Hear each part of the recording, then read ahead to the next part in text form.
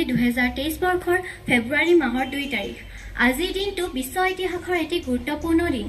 আজিৰ দিনটোতে বহুকেইটা গুৰুত্বপূৰ্ণ ঘটনাই ইতিহাসৰ পাতত স্থান লাভ কৰিছে। তাৰে কেইটামান হ'ল 1814 চনৰ আজিৰ দিনটোত কলকাতাত ভাৰতৰ প্ৰথমটো মিউজিয়াম ইণ্ডিয়ান মিউজিয়াম প্ৰতিষ্ঠা কৰা হৈছিল। 1962 চনৰ আজিৰ দিনটোত ভাৰতৰ প্ৰথমটো উচ্চ ন্যায়ালয় কলকাতাত স্থাপন কৰা হৈছিল। আজিৰ দিনটো আন এটা মহত্ব হৈছে আজি বিশ্ব জলাশয় দিৱস। ধন্যবাদ। পৃষ্ঠাত গুৰুত্ব লাভ কৰা বাতৰি এটা হৈছে 2023-24 বৰ্ষৰ বাজেটত পৰিকাঠামো গতিবেগ উন্নয়নৰ লক্ষ্য। প্ৰথমবাৰৰ বাবে ৰেল দপ্তৰলৈ 2.4 লাখ কোটি আবণ্টন। পূৰ্বৰ তুলনাত ধনৰ আবণ্টন 75% বৃদ্ধি।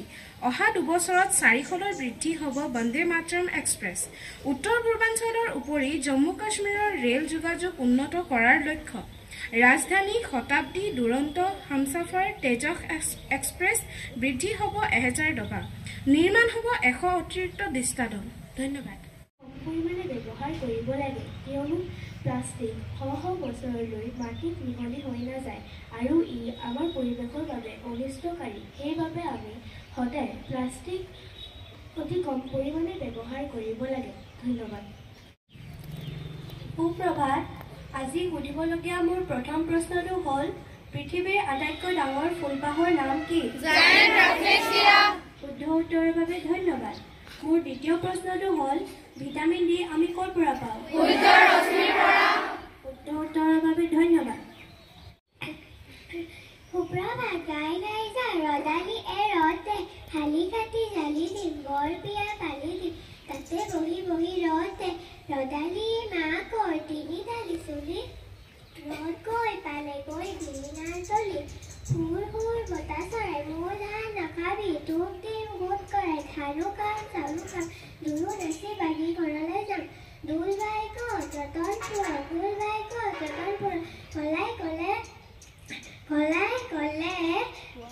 বান্দৰী নাচনী বাঁহবাৰী গোহাঁই ঘৰত ৰতো দিছে বৰষুণে দিছে খৰাহি। ভাৰতবৰ্ষৰ সাহিত্যক বিশ্বত চিনাকি কৰাই দিয়া মহান ব্যক্তিগৰাকীয়ে হৈছে কবিগুৰু ৰবীন্দ্ৰনাথ ঠাকুৰ। তেওঁৰ জন্ম হৈছিল 1861 চনত 7 মে তাৰিখে কলিকতা চহৰত। তেওঁ সাহিত্যৰ বাবে নোবেল বঁটা লাভ কৰা প্ৰথম ভাৰতীয়।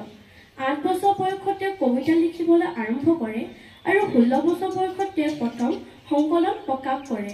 তেওঁৰ পিতৃৰ নাম আছিল দেৱেন্দ্ৰনাথ ঠাকুৰ আৰু মাতৃৰ নাম আছিল সাৰদা দেৱী। 1931 চনৰ নৱেম্বৰ মাহত তেওঁ গীতাঞ্জলি কাব্যপুথিৰ বাবে সাহিত্য নোবেল বঁটা লাভ কৰে। 1941 চনৰ 7 আগষ্ট তাৰিখে তেওঁ মৃত্যুবৰণ কৰে। ধন্যবাদ।